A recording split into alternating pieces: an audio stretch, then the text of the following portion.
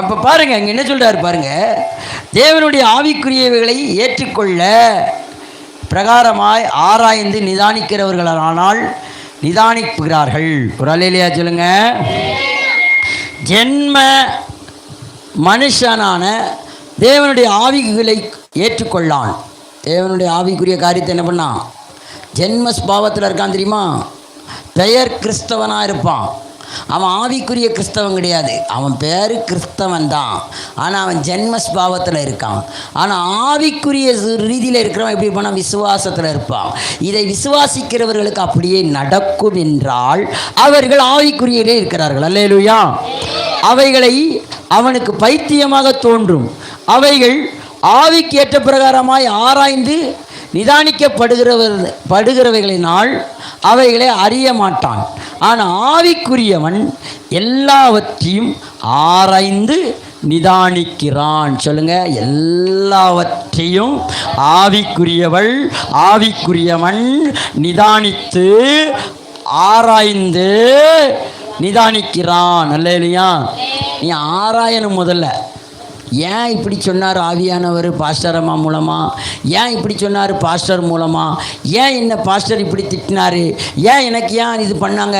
எனக்கு ஏன் இந்த மாதிரி ஆராதனை வேளையில் தீயையும் தண்ணீரையும் கடந்து வந்தீங்க, செழிப்பான தேசத்தை நீங்கள் பார்க்க போகிறீங்கன்னு சொல்கிறாருன்னா, நீ இப்போதைக்கு அந்த சூழ்நிலையில் தான் இருக்க.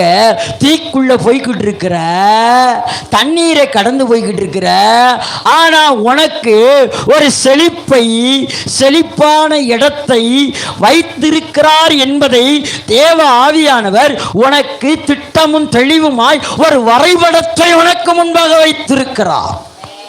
இதனை நிதானித்து ஆராய்ந்தேன்னு வையேன், இதை ஏற்றுக்கொண்டு கையை தட்டி ஆர்ப்பரித்து எனக்குத்தான் தேவன் பேசினார், எனக்குத்தான் தேவன் பேசுகிறார், என்னத்தான் தேவன் சொல்லுகிறார், என் மேல் தேவன் அக்கறையாய் இருக்கிறார், ஏன்னா நான் அவரை சார்ந்து இருக்கிறேன். அவரை சார்ந்தவங்களுக்கு நல்ல காரியத்தை சொல்லி கொடுப்பாங்க. அப்படி தானே?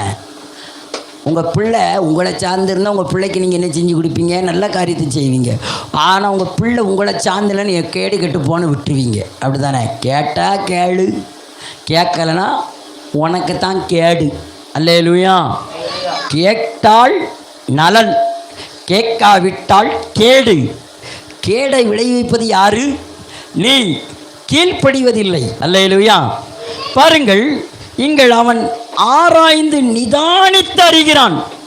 என்ன பண்றானா? நிதானித்து அறிகிறான். அறிகிறது மாத்திரமல்ல, பாருங்க, ஆவிக்குரியவைகள் எல்லாவற்றையும் ஆராய்ந்து நிதானிக்கிறான். ஆனாலும் அவன் மற்ற எல்லோரிலும் ஆராய்ந்து நிதானிக்கிறான். அல்லேலூயா.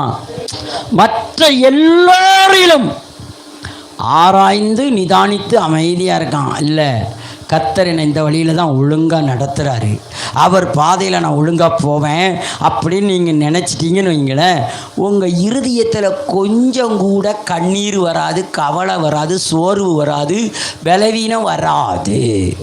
அல்லேலூயா. என்ன வராது?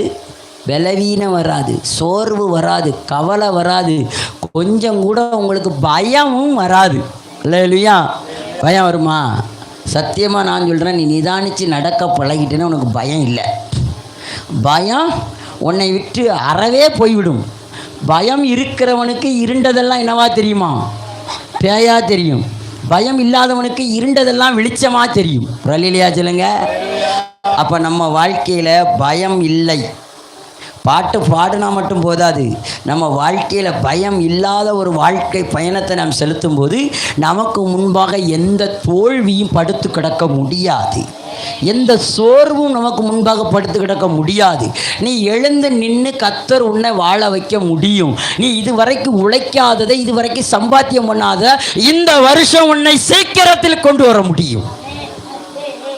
அல்லேலூயா. இழந்ததெல்லாம் திரும்ப ரெட்டிப்பாய் கொண்டு வர தேவனால முடியும். ஆமென், ஆமென்.